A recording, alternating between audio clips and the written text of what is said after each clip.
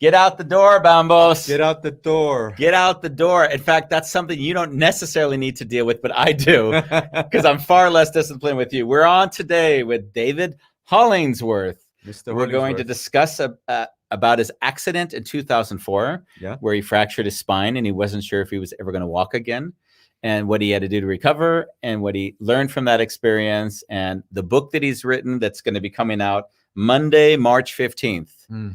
And we're going to do all of that where my dear friend on a wonderful chaos, trying to exercise his fingers on a wonderful chaos. I said it.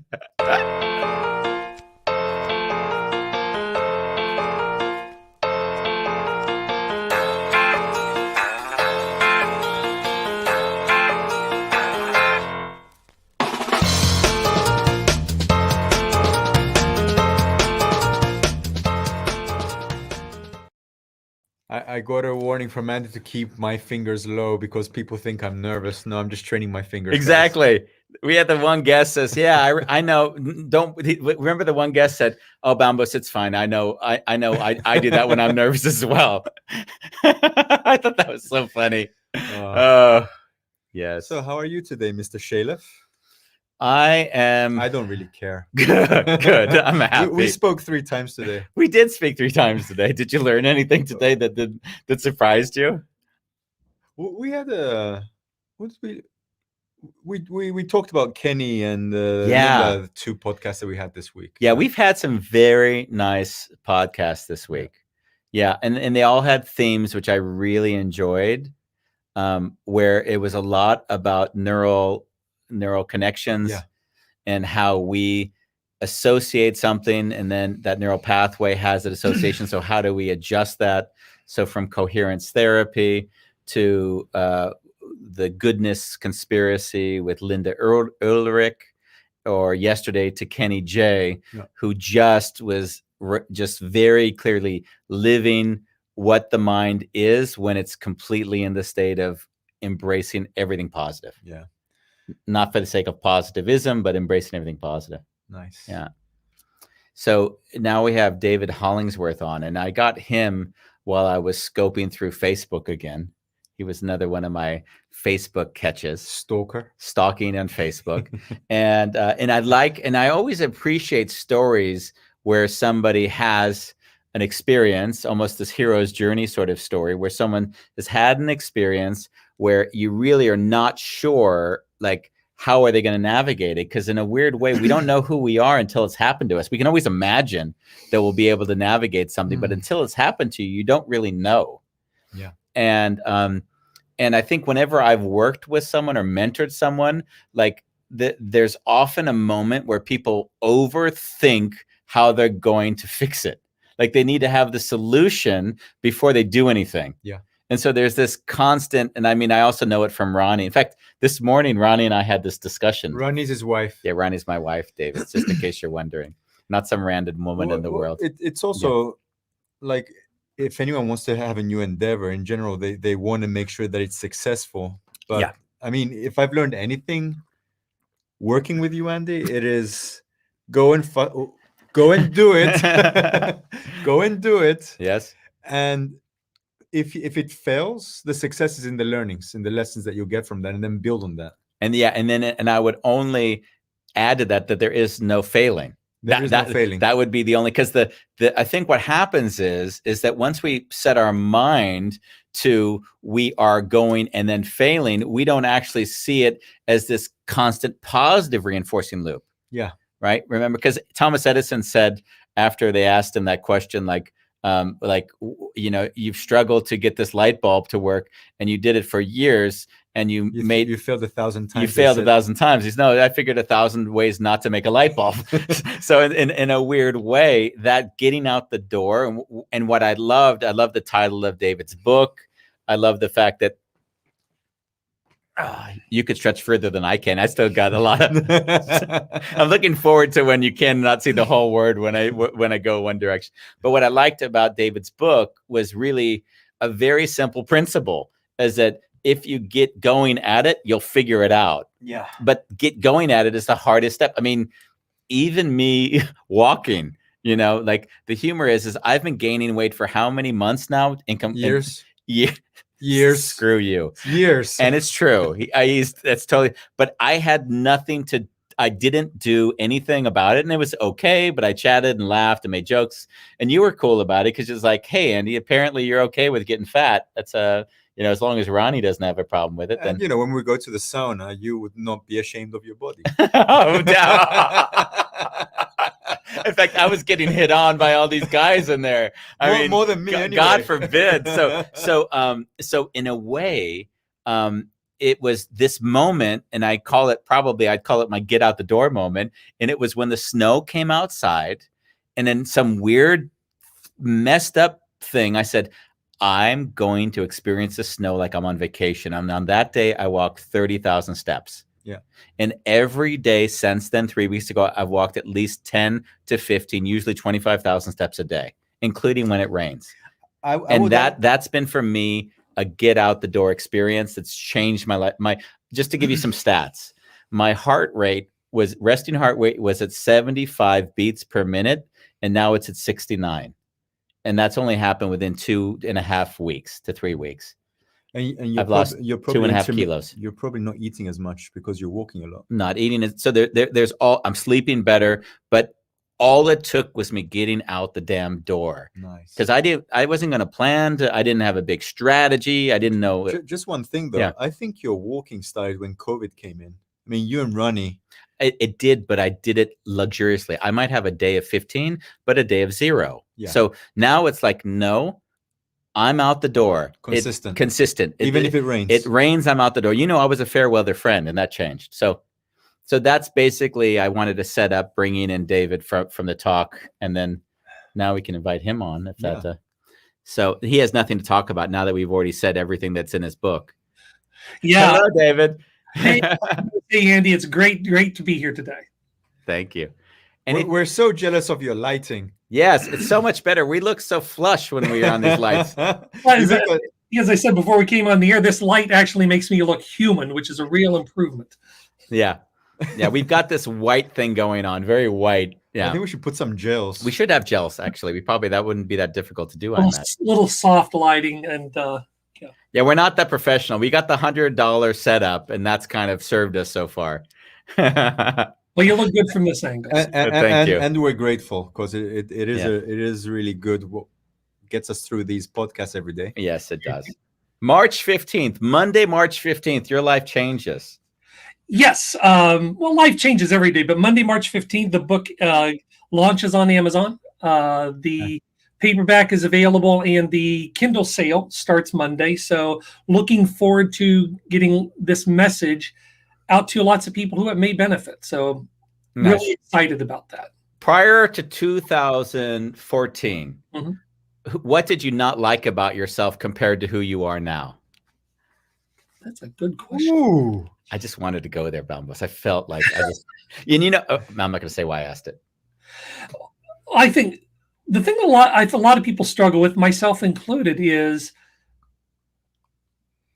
focusing on the things that I don't like versus what's working well. And prior to the events of the book in 2014, actually in 2012, I was significantly overweight. I wasn't happy with where my job was going. I wasn't feeling good about a lot of things. And I decided that something needed to change. And so after the accident, I asked the doctor, can I run? And he said, well, if somebody's chasing you. If a bear is chasing you, you can run. I guarantee you. So I signed up for a 5K that was like 3 months away, and I tried to get out and run one day, and I jogged all of 60 feet, and that was the start of it all. Yeah, how did that feel? Scary. Post the accident, there were a lot of people who said, "Well, you can't do this, you can't do that," and there are a lot of things I was afraid of. I didn't know that if I ran, would I hurt myself? And just getting started and doing something small was built my confidence. I mean, Covert Bailey, the guy who wrote the book Fit or Fat, he had a great saying. He said, "Start so slowly, people make fun of you." Nice. And I use that as a mantra. That's one of my mottos. That if you start small enough, it doesn't matter where you start. You can always improve on that. Yeah. They told me that I run like an old man, but I actually have a lot of weight on me when I'm running in my backpack. Yeah. And so even though I look really slow, it's because of that. But I keep doing it because it challenges a lot. But I still run like an old man. Well, and if you're lucky, you'll get to run as an old man. Yeah. Bam. There you go. Can you share a little bit about the accident itself? Because I'm like, I know it was a motorcycle accident. Like, who were you before that moment, and when you came? I don't know if you passed out. Who were you when you woke up? Sure. When I got a motorcycle when I was 43, and kind of a midlife crisis type thing. A lot of guys will go out and get a Harley. I got a Honda Rebel 250, which is the smallest, I think, street legal bike you can get. And I was doing everything safe. I was sticking to riding around the neighborhood. I was wearing a helmet, gloves, jacket, boots, pants, all important, and was practicing in a little elementary school parking lot. And as I was going back and forth across the parking lot, accelerated across and hit a patch of sand. And when you start to fall, you'll grab onto what you think is going to keep you from falling. Yeah. Well, if I'm right-handed, so I grabbed the throttle. The bike shot forward, hit a curb. I bounced off and landed on the corner of the curb. Ugh. And while I didn't pass out, I was conscious the whole time. I knew as soon as I hit that something bad happened. And when the paramedics came to check me out, they're checking, arms, legs, is there any bleeding, whatever. And I noticed I couldn't feel my right leg. And so they put me in a neck collar and strapped me to a board and transferred me to the hospital, where they immobilized me for 48 hours prior to surgery. And just before going under, the doctor said, "We'll do everything we can, but I don't know if you're going to walk again." So that's what happened before the accident. And when I woke up, David, before you continue, like the word surrender is just rising up for me. Yeah. Like in a way, if the moment you hit the curve and you know something is not right, what happened internally to you in that moment? Well, my first thought was, where are the kids? Because they were at home, and I was wondering, okay, how do I let them know that something happened? And the paramedic said, "Is there anybody we should call?" And I don't know why I said that. I said a doctor would be nice. Yeah. But then I got the neighbors called. They came over to take care of the kids, got me to the hospital. But there were a lot of things going through my head, none of which was about me. It was like, okay, what happens to everybody else at this point? Yeah. Because I think the thought about potentially not walking again was too big for me to handle at that point. Yeah. I mean, I can only imagine that there's got to be so much adrenaline coursing through your brain at the moment that you're sort of on the ground, now feeling your leg. Yeah. It must be almost, did it feel like a dream, or were you conscious? No, this is really, were you like almost acutely present in the sense that, did you have an alternate way of experiencing the world, or how was it? I was very much in the moment and trying not to think about, what's going to happen tomorrow or what's going to happen and what's going to happen next week. It was, okay, who's around me? Who do I need to talk to? Who do I need to let know what happened? So I was hyper aware of what do I need to take care of now? I think as a dad, that's one of the things you think of. What are my responsibilities? Yeah. As opposed to. Are you a single parent then? I wasn't at the time. I am now. Both kids are in their early 20s and doing very well. But that was one of the struggles I went through, is how does this change the family as we go through this? Because something like that will change your life, not just the immediate effects of having an accident like that, but also the social dynamic of how it changes your relationships. And I'm assuming because you were with your then wife and you're no longer together, would you say that what transpired from the accident also in some ways precipitated the two of you separating, or would you say that would have possibly happened anyways? It might have happened anyways, but it didn't. I'm sure it accelerated things. Yeah. Because that's not something that's not a stressor you'd want to add to any relationship. Yeah. And while it may not have been the cause, it certainly didn't help.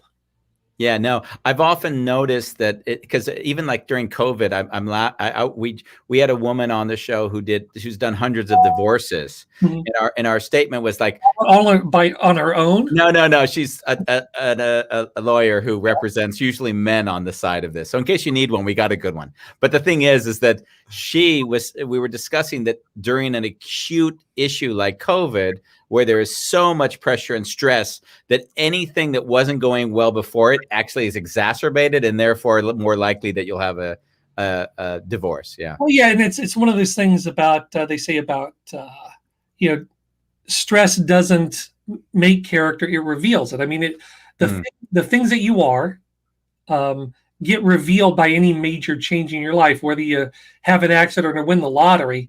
You get to find out, okay, who are you at the core? Yeah.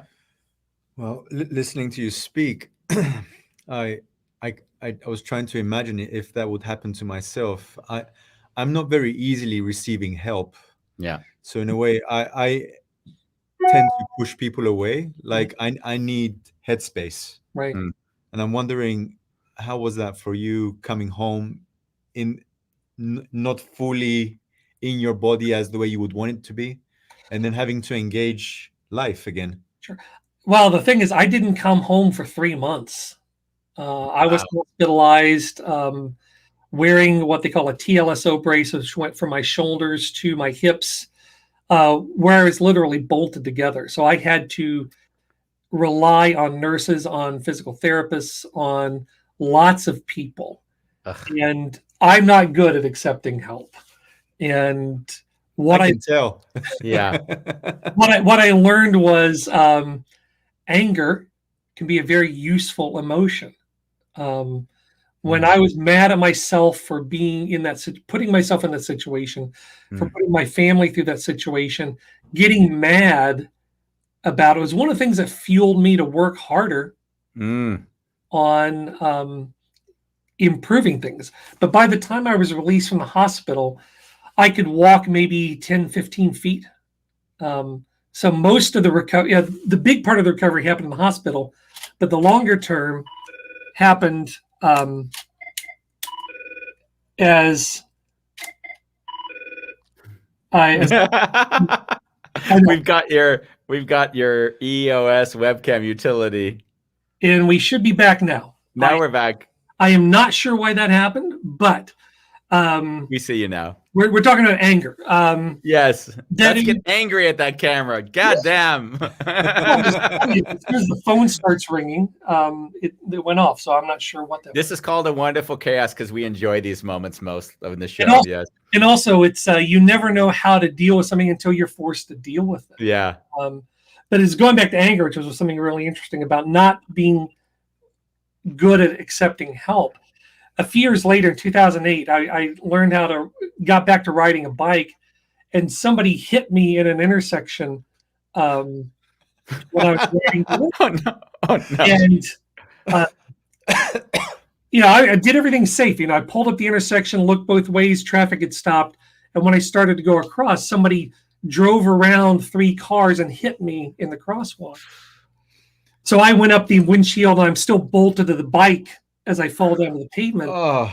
And the guy gets out of the car and tries to get me off the bike. I'm like Charlton Heston in Planet of the Apes. I'm, get your hands off of me. He was trying to help me up. I'm like, don't touch me. Yeah. Because the adrenaline was really flowing at that point. But Yeah. anger can Mm. be a challenge, but it also can help you move forward when you feel like you're stuck. Bambos and I both had angry fathers. Mhm. And we've spoken a lot on the show about how learning to embrace our own anger Mhm. and channel it in positive ways has served us both. I'm speaking for us now Yeah, because yeah, we've had it. definitely. So we can certainly relate with anger is not a bad thing. It's just another emotion that we need to learn how to channel in a way that it gives us and productive energy. Yeah. So, It can be very useful.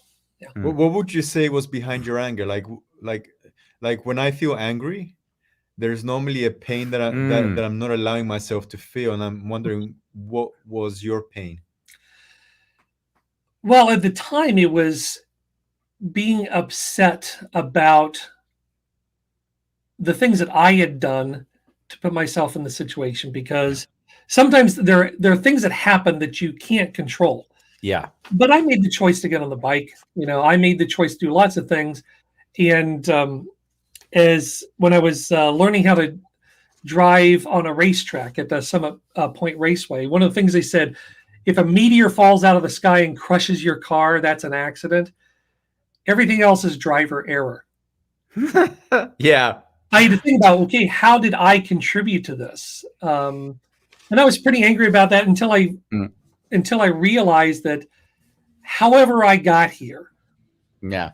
this is where I am. Yeah. And if I'm going to change anything, I have to start here and then I can move forward. But getting mad about just being where I am, it's not a question about your location or my location. It's a question about which direction are you heading, because your direction is far more important than your location. Yeah, well, we can already say what caused you to get in the accident. It was that damn midlife crisis. There If you you dealt with all that stuff in your 30s, then you may have gotten around this just okay. I'm sure there was a lot of unresolved issues that I needed to deal with earlier. I was gonna say, what? I can't afford to even be in a midlife crisis because I can't afford a bike. Yeah, exactly. There's that wonderful proverb where it's like, that we had it on the show, I believe, a few days ago, where the person, the most attractive person in the village has the nicest horse, and then they break their leg, so they can't go to war, so they live, and then it's sort of that back and forth of all the circumstances that one thinks makes them lucky, all of a sudden makes them unlucky again, and vice versa. Oh, yeah. You're projecting onto it. Yeah. Well, yeah, it's I've learned to be more grateful about everything. That even if something completely blows up in your face, it could always make for a good story. Yeah. There's always something you can get out of it. I think, and I would attest to say, as you said, that you were obese before this accident. Yeah. So in some weird way, I would imagine, even given what you've been through from health things, you're probably in better health than you were for the 10 years prior to that accident now. Yeah. The question is, if this didn't happen, what would I have done? Yeah. I likely wouldn't have written a book. I can tell you about that. I likely wouldn't have. I mean, I had done a marathon, 2 marathons prior to the accident, but prior to that, I hadn't run for 10 years. Yeah. So I've done a lot more because of the one thing than I would have had it not happen. Yeah. Wow. Incredible. So you had to do some, at least I'm projecting onto you, like you had to do some rewiring of your brain. Because if the world says you can't walk anymore, and then you go and run 60 feet and you're done for the day, then how did you move past that? That's a good point. I have never been a good person to listen to the word no, and that's existed from the time I was a toddler. If you tell me I can't do something, that's probably the one thing that will spark me to prove you wrong. So I've still got that defiant streak, which sometimes useful and sometimes not as useful. So which one of your parents told you couldn't do it? My mom. It was always mom, because mom was the one who would say, here are the rules. Yeah. And dad was the one who would say, well, you'll learn one way or the other. Yeah. Oh yeah. We know that dynamic well, don't we? Yeah. So dad's usually willing to let you trip and fall and hurt yourself, and then you learn from that. Yeah. So the little toddler is the one that got you through this. Yeah. And when people look at, okay, what's going right and what's going less than right in their own lives, is don't worry if you're not doing something perfect, because everything works together in one form or another. So something that may trip you up in one area can be really helpful in another. So always be looking out for, what good can I make of this? You know, and you touched on that word, and it also kind of connects with me to get out the door. There's a real connection for me with perfectionism and getting started. And of course, for entrepreneurs, it's the typical, I need to know the answer before I do it because I don't want to make a mistake. So it's sort of interesting, because as you were speaking now, I was just feeling into the whole feeling like, wow, like what does life look like when you just start doing things and you don't even care what the result is? You'll learn and grow and it'll adapt anyways. Yeah. Well, yeah, it's when I've been on stage, whether it's doing stand-up or telling a story or writing new content, is the one thing I had to get over is realizing that the first version of anything is going to suck. You know, it's okay to not be good at something, because all these people you see who are really, really good at something, very, very few of them were good at it when they started, and most of them were pretty bad. So it's okay to start and be bad at something. And I'm sometimes excited about being bad at something because I can always be better. I love the celebration. Balmos knows that story. When I first played the saxophone, I was so bad. The neighbor said, whoever is playing that saxophone is so bad, they have to stop. They're terrorizing the neighborhood, not knowing it was me. And I was like on cloud 9, because I'm like, you know what? If I'm that bad, it's a good start. Like that was very much my mindset. So as you speak, I realized that if you don't celebrate those initial steps, you don't get the joy of the development, because you're already feeling in lack of. You're like, oh, I'm never going to be good enough. I'm never going to be good enough. And it goes in that negative reinforcing loop. Yeah. Well, you see the guitar in the background. I have 13 others in different spots that are off camera. So I've played guitar since I was 15 or 16 years old. And one of the things that I remember when I was first starting to play, somebody would say, hey, who sings that song? And I would say, oh, it's Bad Company. And they'd say, let's keep it that way. Yeah, I know that one. Yes. So, you know, it's okay to be not good at something when you start, because that's how you get good. You know, you play with people who are better than you. You look for people who've done it before, and you figure out what did they run into when they did it. And maybe you can learn from them. That's what I feel like when I do fitness with Bambos for an hour. You haven't done fitness with me for over a year. That was 2 years ago. I know, but that's how I felt. That's why we haven't done it since. So you're building up to that full hour. Yes. David, you talked about you did stand-up comedy. Was this after your accident? Yes. Well, it happened before and after. I worked at a resort in the 80s in north of Chicago. It was kind of like a Midwestern Catskills type resort. And I worked with a couple guys from Second City who helped us write material and get on stage. And I really loved doing that. But once I got married and had kids, I didn't do any of that. And again, until after the accident. And it was really liberating to get on stage and to get that first laugh. But it takes a lot of work to get that first laugh. I wanted to ask a question about that. Do you have a follow-up? Well, yeah. I mean, did you use the comedy to like laugh about your life circumstances, and like how did you use this, if you used it in that way? I've not done a lot of material about the accident and the change from that. I have made fun of, you know, being in my 50s and dating. I had a lot of questions about that. I was going to save them for a little bit later. Yeah, it's funny. I have to send you some material I wrote on online dating that it's too long to go into here, but it's reasonably funny. Do you find that your humor changed before and after the accident? Yeah. It became a lot more, self-deprecating, and as opposed to making fun of other things, is trying to find out, okay, what is going on in my life that other people may have run into. Nice. Like one of the bits I do is, anybody ever tell you look like somebody else? Yeah. I get it all the time. It's never anybody good. Yeah. And a lot of people have run into that same thing. But as soon as I say the first line, they're trying to figure out who do I look like, and then I get all those, and that allows me to go into other material, which is, again, it's finding what's challenging in your life, but also putting a twist on it so that you can find what you have in common with other people, because that's what's funny, are the feelings that we've all experienced. Yeah. And if you can turn it on its head, it becomes funny. You know what sucks, though, is when I was 20 listening to 50-year-old comedians, I really didn't understand the jokes, but now I understand them. So whenever they talk about like all the hair disappears from one part of your body and then it starts cropping up in other parts, like that is so apparent once you turn 50.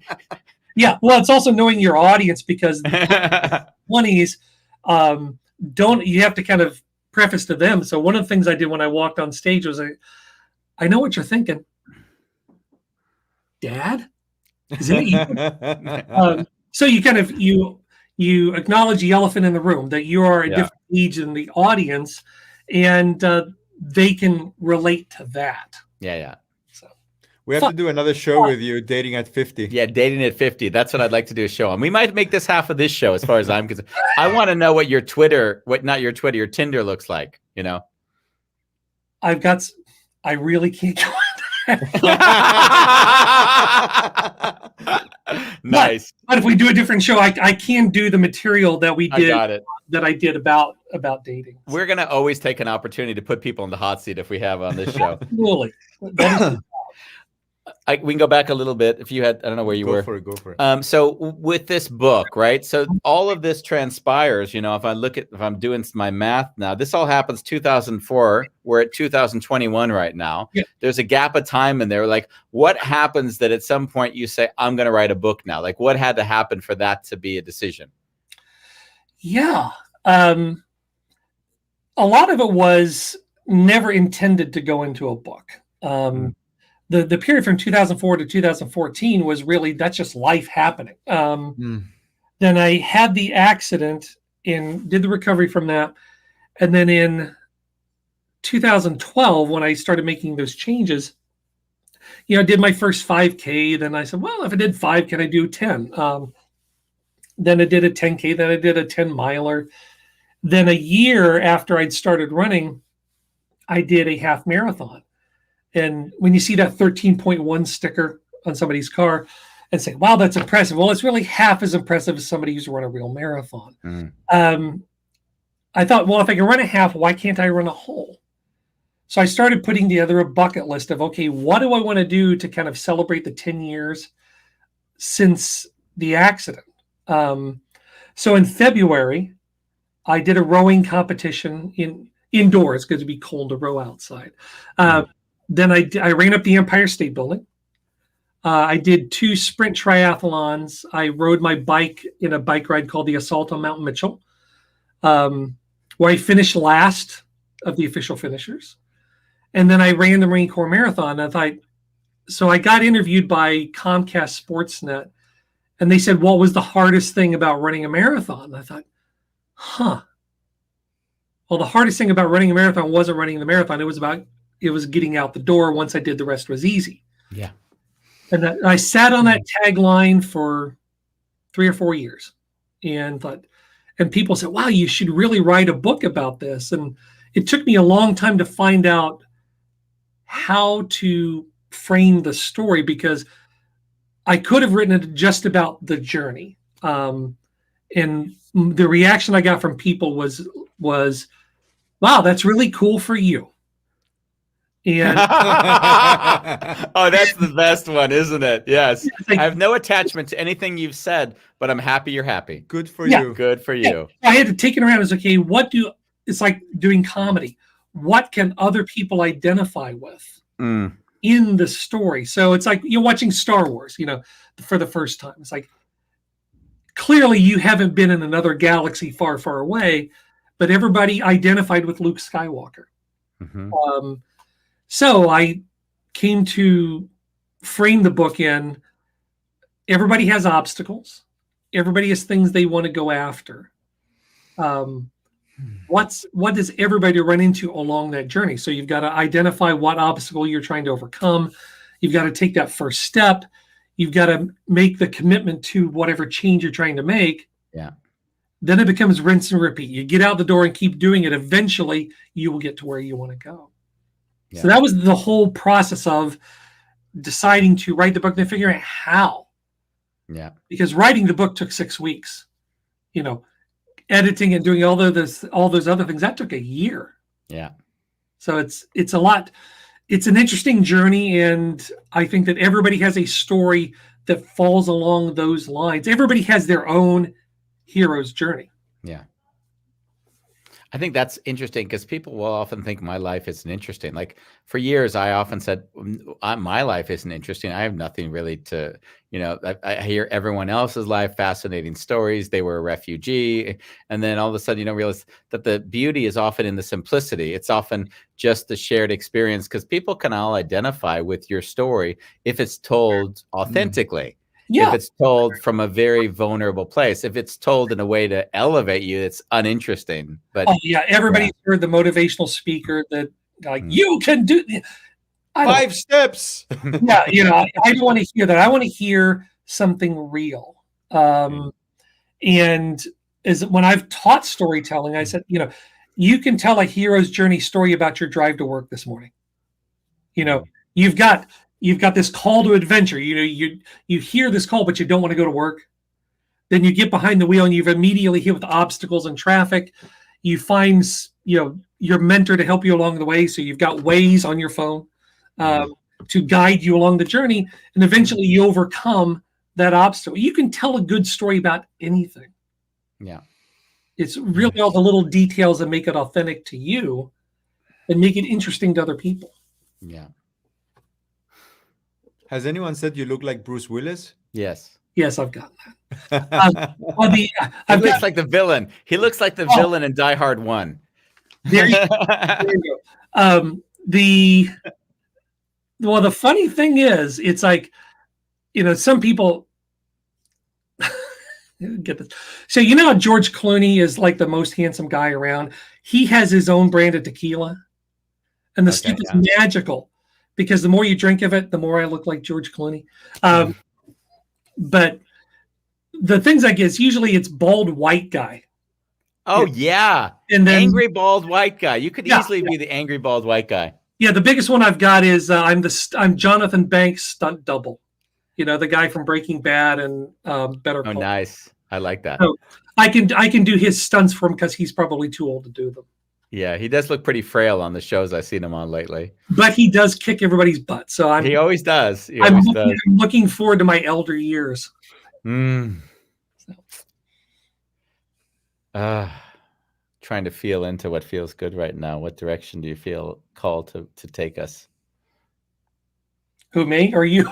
Oh, Bamboozled and I will take long pauses just because the show evolves as we feel into what's really curious, We don't have this thing like we need to fill time for the sake of filling time. Sometimes you fall into that awkward pause and you have no idea where it's going to go.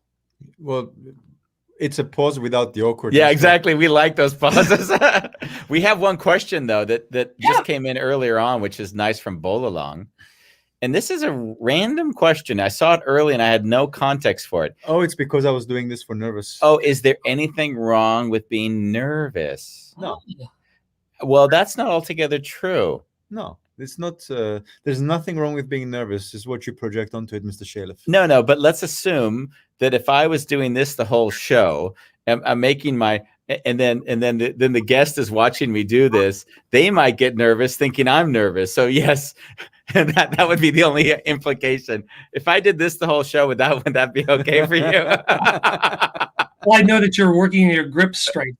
Oh, that's funny. No, that would be the only implication I would see. So, Well, and one of the things about being nervous or having fear isn't a bad thing. Fear is a sign that you need to pay attention. Yeah.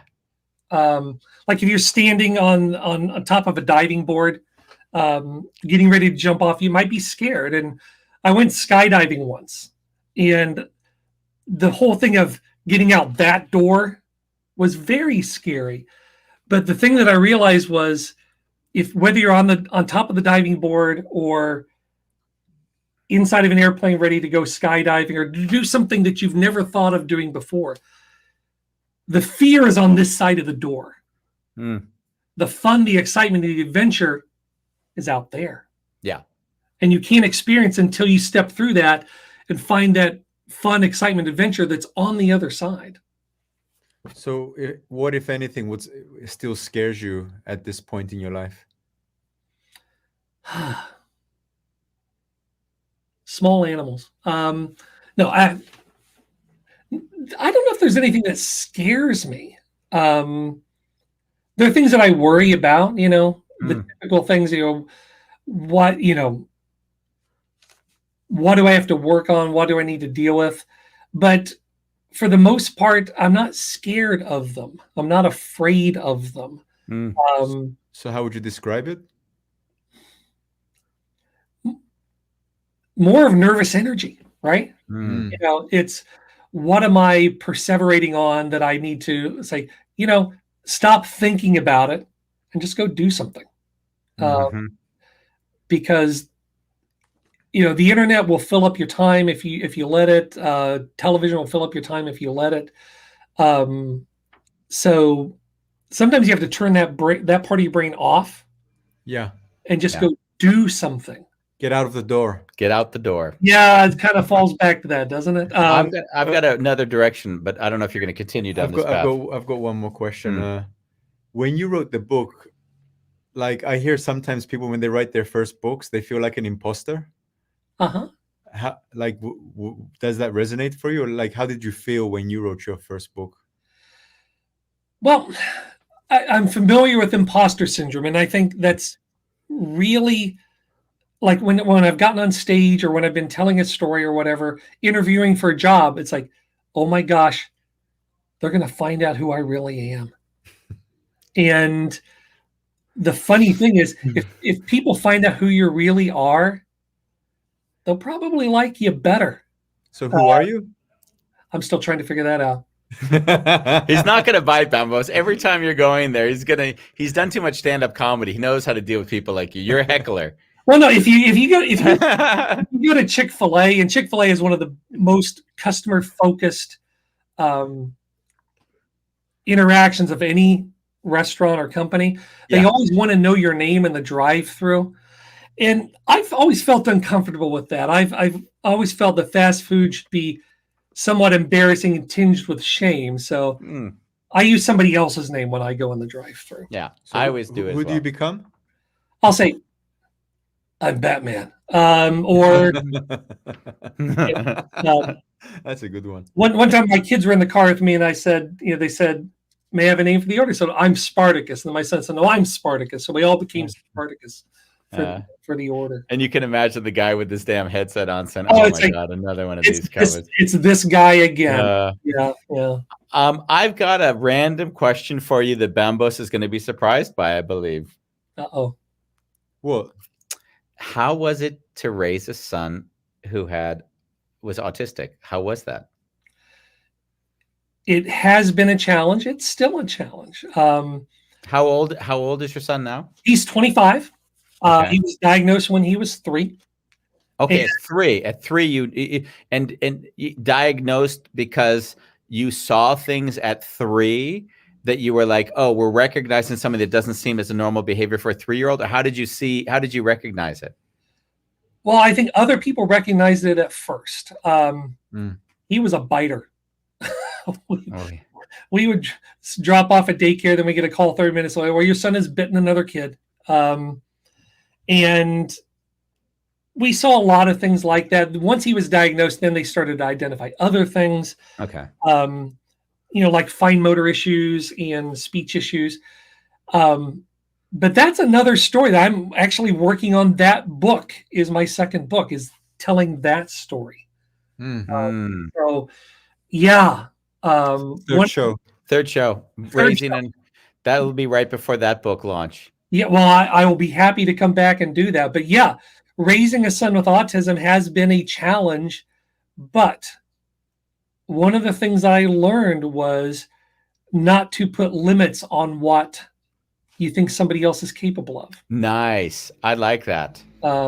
Because where did that come in? Because I think you probably, like with anything, an adversity, of course, we have the adversity of your accident, but you have the adversity of something that's also out of your control, because another individual, basically that's their lives and you're interacting with them. So when is the moment when you say, because I've even had that I've discussed this with Bambos earlier today. Like at some point when we were doing our earlier shows, I would be not treating him as an equal just because he was having some trauma issues as we're on the show. Yeah. And of course, in that way, I'm reaffirming a pattern, which then doesn't allow him to flourish in his strength. So we had to figure out how to navigate that. Yeah. And in today's talk, we said, listen, a lot of those old patterns are breaking because I'm not going to treat you in that way. And therefore I'm going to allow you not to be projected on and then creating the negative reinforcing loop. So in a way, it takes a little consciousness. So where did that come in for you? I'm still working on it. It's realizing that this is another human being with their own thoughts, their own desires, their own life, and to be okay with that life being different than yours. There are a lot of things I do to try to make sure that he doesn't experience things that are hard to recover from. But there have been other things that, it's like my dad. Well, you're going to learn from that. You just try to make it something that's not too hard to turn back into something positive. Yeah. He drives better than most people that I see on the roads. Wow. But when it was funny, when he blew through a stop sign, I said, well, I guess you're going to have to pay for that ticket, aren't you? Which was also funny because the story that I'm telling about him is teaching him how to ride a bike. And then once he got in motion, there was no stopping him. Well, there was also no stopping that 4-way stop sign, evidently. Yeah. So we had to learn from that as well. Wow. And is he living outside of the house? So he's in his own environment. Is he working and having a life that's independent of yours? Or are you still supporting and trying to manage it separately? We are working towards that. Part of his story is that, he was told he couldn't do all these things. He wouldn't graduate from school, yada, yada, yada, yada. Yeah. Well, he not only graduated from high school with a 4.0 average, he became an Eagle Scout. He, again, learned to drive better than his mother. But we won't go there. Now we're going to get to the reason for the divorce. Yeah, he graduated from a community college. He's working. He will be moving into his own place later this year. I love it. And he will be as independent as he wants to be. I got it. Okay. It's a progressive thing, of course, yeah, right? It is. It's finding out what is that balance. But my goal is to make myself unnecessary. Obviously. Redundant. Yeah. Give someone agency at the speed at which it's possible for them to take their agency over their own lives, of course. Yeah. Oh, yeah. I'll tell a quick story about when we were teaching him potty training. It's letting people get to the stage where they don't need you. It took longer than typical to do potty training. And, finally I got to an age where I said, we're just buying underwear. And you'll deal with it. And then one day I was looking around for him and say, hey, where is he? So I yelled his name and I hear from the upstairs bathroom, Dad, I'm on the potty. I figured at that point he knew exactly where he needed to be. Yeah. Beautiful. He no longer needed me for that job. Yeah. Now he's gonna kill me for telling this story. So I want to know: is he bringing girls home yet? not yet. But I want to see you then. I want to see how clear in mind you are when it's. Let him watch the podcast on dating at 50. Yeah, we'll do that one. Well, yeah, compare notes. So with both kids, it's really letting them have their own life and not you're being supportive, but not trying to run everything, because no, I know. When I've tried to run everything, I've not done a good job of it. No, I know. Hey, at some point it gets exhausting, and it's like, wow, like I need to let go. Jesus. Well, it's like you need to eventually. Your job as a parent is eventually done. Yeah. You know, I was saying my mom was very conservative, but she said, "You're an adult." I was in high school, and I could sleep with my girlfriend at home in high school, because she said, you're going to sleep together anyway, so you might as well do it under my roof. So, I mean, that not in the car. Yeah. I never got that. I would always get the look from across the room and say, it's time to take her home. So, yeah. David, as I'm sitting here, it's kind of dawning on me that you're extreme. Like that's the word. Like you didn't, like on your way to recovery, your ambition wasn't to walk around the block or just be functional. He's like you, Bambos. Yeah, you're like me. You went and ran, and like the Marine thing, right? And that's intense. He ran up the Empire State Building, Bambos. On the inside. The inside. Stop talking in that tone, Andy.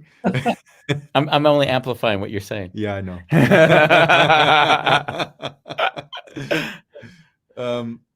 I don't know that I see myself as extreme. Yeah, I know you don't, but think about it. It's the same thing as Bambos. He wakes up at 3, 4 in the morning, and he goes 5 in the morning. He runs on a cold winter day. It's snowing outside, and he jumps in a lake, which is like miles away from his home, and then jogs home just to make it a little bit more drastic. He puts weights on just to make sure that it's not easy to get home. That's the kind of individual I'm sitting next to. So as you speak, it doesn't sound, and he would say he's not extreme, I would say you're not. I would.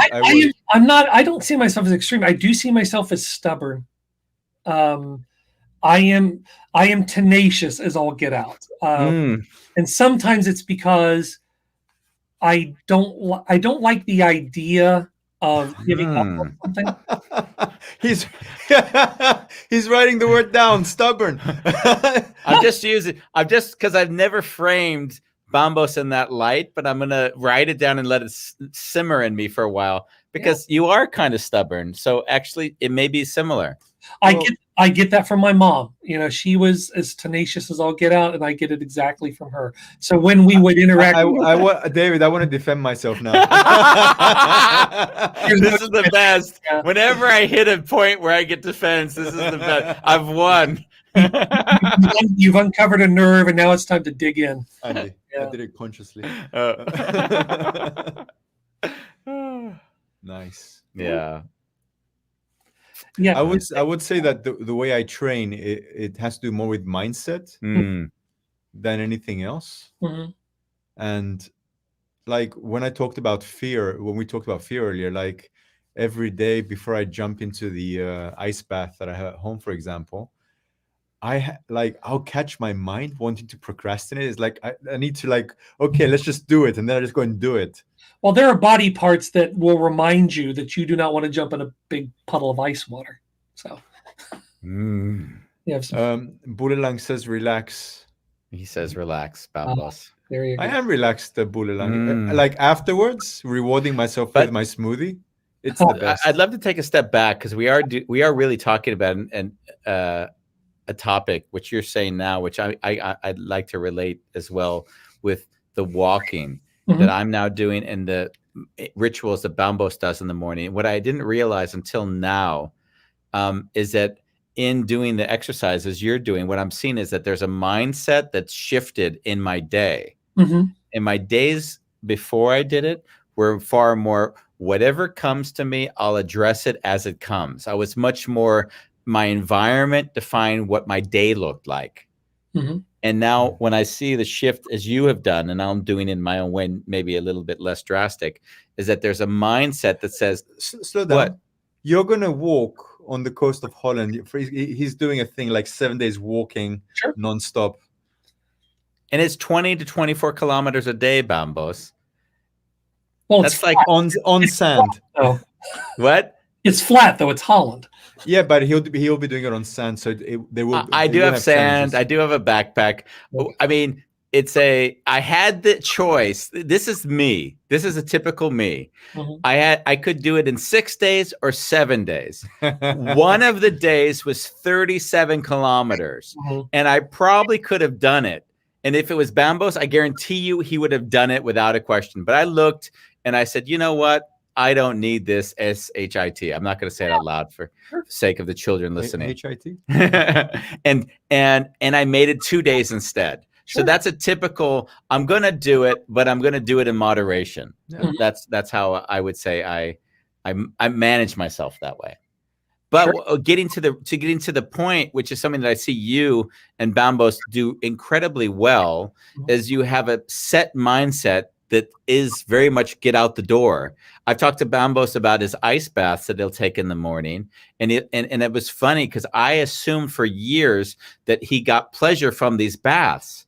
I didn't know. He says, Andy, every moment right before I get in that bath, I dread it. And I looked at him like, I didn't know that. I thought, oh, you needed it to get some sort of endorphin rush that you needed for the day. No. And then I saw, and it was like a no. So what I'm hearing from both of you is that there's an aspect of mindset that's really like, I got to set my mind to take the challenge on, even if it doesn't want to, going back to the theme of just getting out the door. So well, yeah. And it's not always, to me, it's not always mindset. It's really taking action. You know, there's an old, there's a saying about in battle, plans are useless, but planning is essential. I like Mike Tyson's term. Everybody's got a plan until they get punched in the face. That it's not what your plan is; it's what you decide to do when those plans go out the window. Nice. It's how do you get back up, get on the horse, and get going again? Yeah, but think about it, right?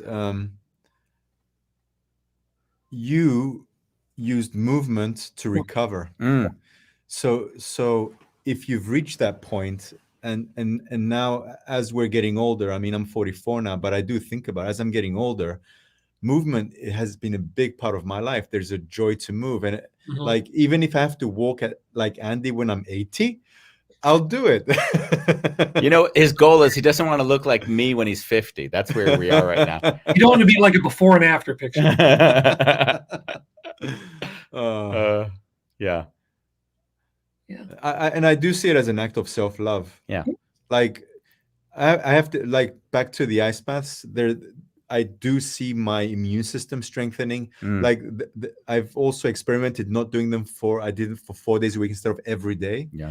And on those days, if I'm going through emotional things, I find that the ice bath, I need to find my breath, get out of my head and just center myself. And after 5 or 10 minutes, I'm out of there and I need to recover, of course. But there's the next step that I need to go through. And that's recovering, which involves me vacuum cleaning my whole house.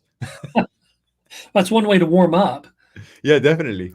Yeah. But I just like to touch that as well. Again, going back to mindset, is that I've noticed also in my getting out the door for me and doing the walks, there is a centeredness that comes over. My thoughts aren't as scattered. Yeah. I have less time to look at social media. So it disinterests me because when I do have free time, there's things that really need to get done. Right. And I go to sleep quicker. And so everything sort of falls into place when you put in the right mindset. So I'm presuming doing the ice baths, doing the things you do are very much centering you for just being present, Well, I like the idea of being in motion, because some people say they don't like running or riding by themselves because it's so boring. It's like, that's exactly why I do it, because there's nobody talking to me. There's nothing I have to deal with other than doing exactly what I'm doing right now. No. And it really, really helps.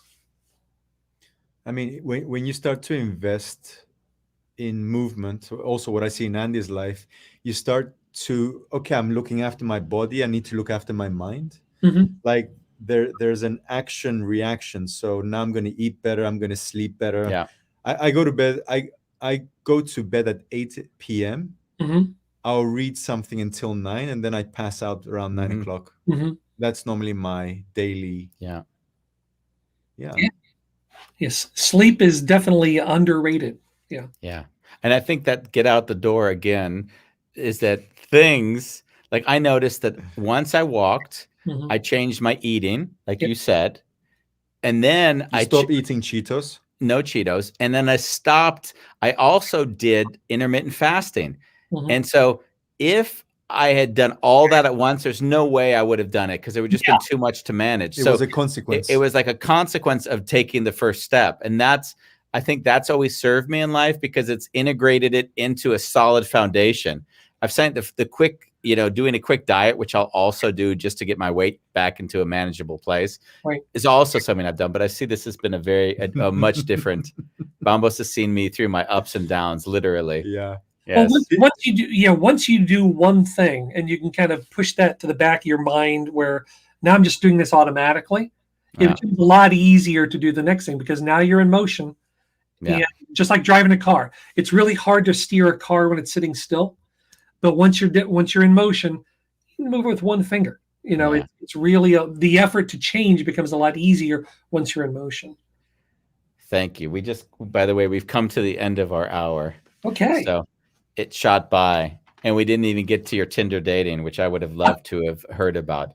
So for those listening, on Monday, March 15th, we have the book by David Hollingsworth. It's Get Out the Door.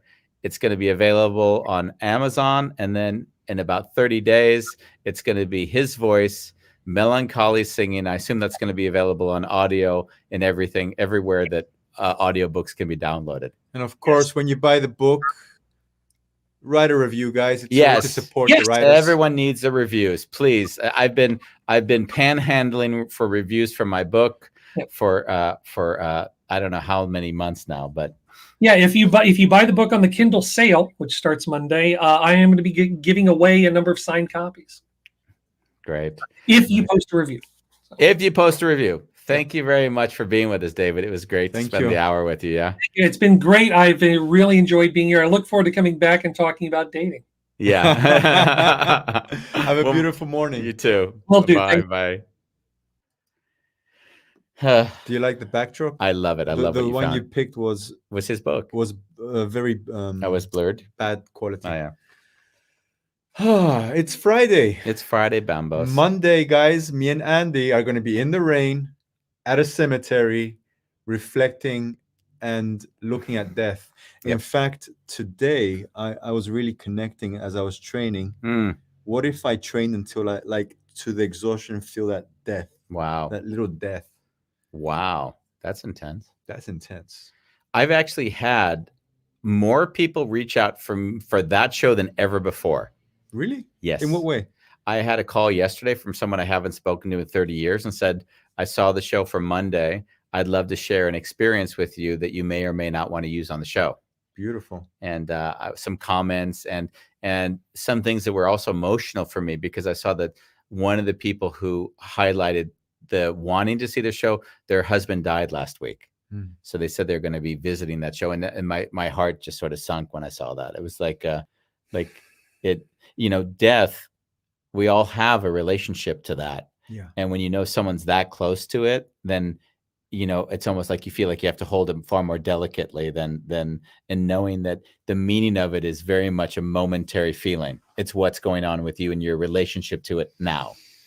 Yeah. And so, yeah, that's I find it. I think we don't as we never know. The only thing we know, it'll be our first offsite show, so that we know 100%, and it's going to work out fine. It'll be just fine. And yeah, I mean, the show for me triggered. I have 5 suicide attempts. Yeah, and as I joke, I failed at that too. Yeah, and yet I can't help but relive those moments. Actually, wow. When I was thinking about the show. Wow. Yeah. like the younger version of me that wasn't appreciating the gift of life. Wow. Yeah. Yeah, I kind of when I put that show on, I thought to myself, "Oh, that's going to be a show no one watches," like like on the ramble of a day, like, "Oh yeah, I really want to spend an hour discussing this," but I thought exactly for that reason we had to do it, right?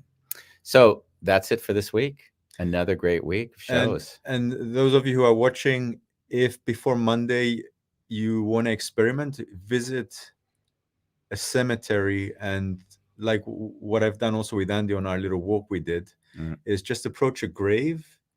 And what I've done myself is I try to connect how the person who's dead has contributed to my life, because somewhere down the ancestor line, we've crossed paths. And how did their ancestors and my ancestors contribute to me being here today? Wow. And it can go down a really deep rabbit hole. That's beautiful. Yeah. So we're going to do all this and so much more. On what, Bambos? On a freaking wonderful chaos, Mr. Shalef. See you next time. See you next time.